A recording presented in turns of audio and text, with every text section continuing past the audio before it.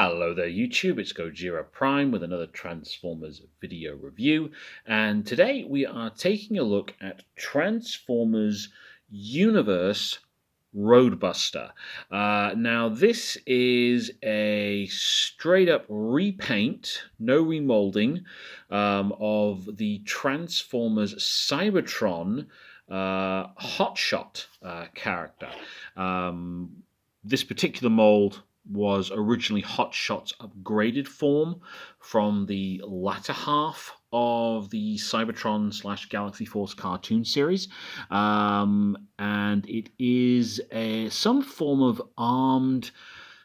armored patrol vehicle. I don't know the exact make or model that it's supposed to be based on. Now, for Hotshot, this particular vehicle mode for me makes absolutely no sense at all, because Hotshot was always a sports car. He was a sports car in Energon, Armada, and the first half of Cybertron, and then when he got upgraded, he became this vehicle. Now, in the Universe line, this particular vehicle or character was sold in a 2-pack, I believe, with Dirge, who was a repaint of the Voyager class Starscream figure, although I could be wrong. Now, I didn't get this figure as part of the original 2-pack. I got it on its own from eBay years ago. Basically, I went through a period where I absolutely had to get every single Cybertron repaint I could get my hands on for whatever reason, and this is one of the figures I got my hands on. So we'll just go around the vehicle mode first. Now, as an armored assault vehicle, this looks pretty good. It's got these very big, chunky tires here on the figure. Lots of armored vehicle details all around that are nicely molded into the figure. You get the feeling that this is a thing that could do some damage if it was a very real vehicle. The figure itself is deluxe size, and it does have on the top of it this mounted gun, which does go a full 180 degrees, and this is also the section that carries the cyber key function for the character. As those of you who are familiar with Transformers Cybertron, or Galaxy Force as it was known in Japan, the gimmick was the cyber planet keys. Now, this is not the figure's original key. I've just gone and grabbed the first cyber planet key I could find, and as it's an Autobot, I decided to use an Autobot key. I think this might actually be Optimus Prime's key. I'm not too sure, actually. But basically, you have these slots on the characters here, and you insert, I'll just hold the key into the slot, and then a action gimmick would pop out. Now, with Roadbuster here, it's these grenade launchers that are concealed inside the cannons there. And this can be used in both vehicle mode and robot mode. So yeah, vehicle mode wise, I think it's a very, very nice armored assault vehicle. Rolls very nicely. It's a good size actually as well.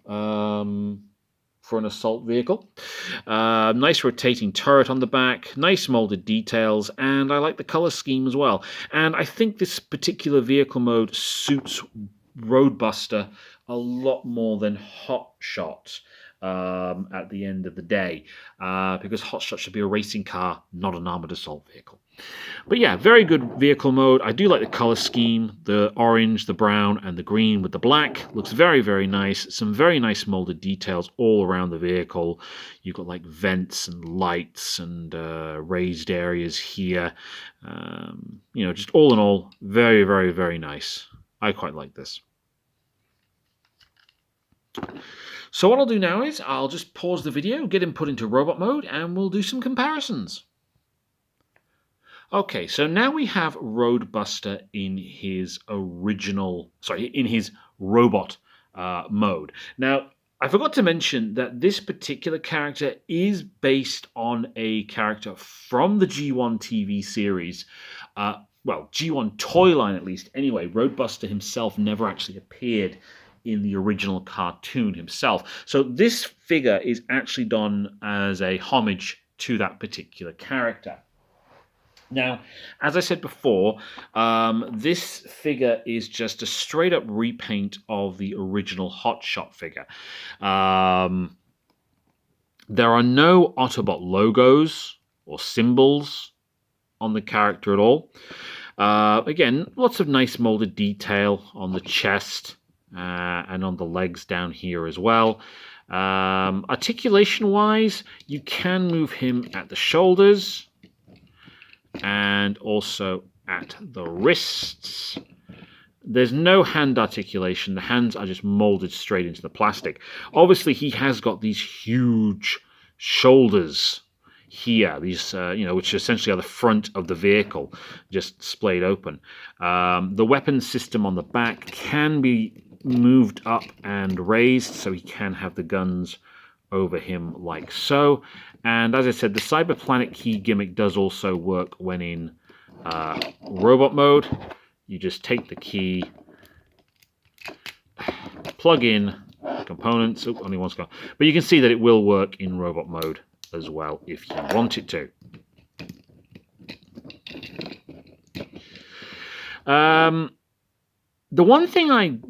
suppose my one big complaint about this figure is the face. If we just come up onto the face like that, let it focus. They did the face in teal as well. This military style green color. It would have been nice if they'd actually just done the face in a metallic silver instead, just to break it up a little bit, just to make it a little bit more evident. Now, one other thing you can do is you can open up his shoulders like so to reveal more grenade launchers or missile launchers if you do want them there. His leg articulation, he can move his legs up and back, and he does have movement at the knee as well. Now, he does come with one weapon accessory, and that is a plug-in blade. Now, it would have been nice if the character, or the figure, had come with some handheld weapon accessories as well, but I don't think the original Cybertron version of this figure came with those either. Now, one thing I'm just trying to show you is you can't move his legs in any way, shape, or form. They, at an angle like you can with some of the more modern figures. So his legs are literally, just forward, back, and at the knees. So it does limit what you can do with the figure to a certain extent. But back in regard to the blade, whoops, you just have a little peg hole here, and what you do is you just plug it straight into the holes that are here on both hands, depending on what your preference is. And then he has his knife weapon. So he's got, the cannons on his back, and then a knife weapon, or a bladed weapon, in his hand as well. So all in all, it's not a bad robot mode, really, considering the fact that it's based on a figure from, 2005, 2006. It's a nice robot figure. It's got a nice vehicle mode, very nice robot mode, lots of molded details, a few hidden things here and there. The articulation could be a bit better, especially in the legs. But aside from that, no real major complaints, just that the face maybe could have painted a different color as well. So just as a size comparison with some other more modern figures, here he is next to Titans Returns Legends Brawn.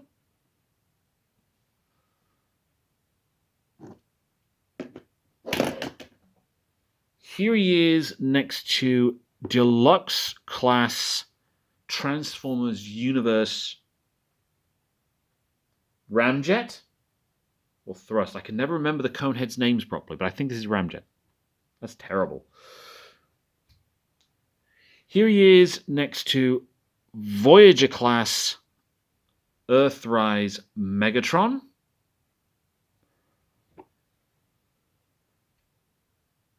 And finally, here he is next to Transformers Earthrise Optimus Prime.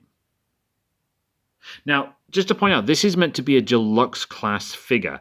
Up to head height, he is a deluxe class figure, but these huge shoulder blades obviously give him a lot more bulk than a deluxe figure would normally have. But yeah, he's good. He's a good sized figure, all in all. So, is Roadbuster worth getting at this moment in time? If you do have a nostalgia for the Cybertron line, then yeah, this is a good figure to get for yourself. You know, I quite like the figure. All right, it's not got the articulation of a lot of more modern day figures, but I still think it looks really, really good on a shelf, and adds a bit of variety to my collection. So if you do have a nostalgia for the Cybertron series, or if you're just looking for a cheap repainted figure, maybe, I guess, then this is definitely something that maybe you would want to think about picking up. So that's my very quick review and my thoughts on Transformers Universe Roadbuster. I hope you liked the video. Please hit the like button, hit subscribe, comment below, and thank you very much.